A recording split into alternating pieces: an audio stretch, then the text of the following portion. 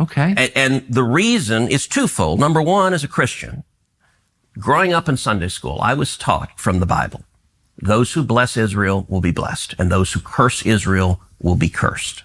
And from my perspective, I want to be on the blessing side of things. Of those who bless the government of Israel? Those who bless Israel is what it says. It doesn't say the government of it, it says the nation of Israel.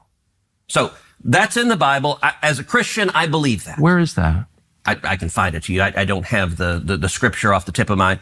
You pull out the phone and use the Google. It's in Genesis. But so you're quoting a Bible phrase. You don't have context for it. And you don't know where in the Bible it is, but that's like your theology. I'm confused. What does that even mean? Tucker. I'm a Christian. I want to know what you're talking about. Okay. Where does my support for Israel come from? Number one, because biblically we're commanded to support Israel. But number two, hold on. Hold on. You're a senator, and now you're throwing out theology, and I am a Christian, and I am allowed to weigh in on this. We are commanded as Christians to support the government of Israel? We are commanded to support Israel. And what does that mean, Israel? We're told those who bless Israel will be blessed. But hold on, define Israel. This is important. Are you kidding? This is a majority Christian country. Define Israel? Do you not know what Israel is? That would be the country you've asked like 49 questions about. So that's what Genesis, that's what God is talking about. The nation of Israel, yes. So is that the current borders, the current leadership? He's talking about the political entity called Israel? He's talking about the nation of Israel. Yeah, nations exist, and he's discussing a nation. A nation was the people of Israel. Is the nation They're the descendants God's of referring Abraham. to in Genesis, is that the same as the country run by Benjamin Netanyahu right now? Yes. It is. Okay. And by the way, it's not run by Benjamin Netanyahu as a dictator. It's a democratic country that elected. He's the prime minister. Right. What? But just like, America is the country run by Donald Trump. No, actually, the American people elected Donald Trump. The same principle This is silly. I'm talking about the political entity of modern Israel. Yes, and that is believe Israel. That's what God was talking about in Genesis. I do, but that country's existed since when? For thousands of years. Now, there was a time when it didn't exist, and then it was recreated just over 70 years ago. I'm saying, I think most people understand that line in Genesis to refer to the Jewish people, God's chosen people.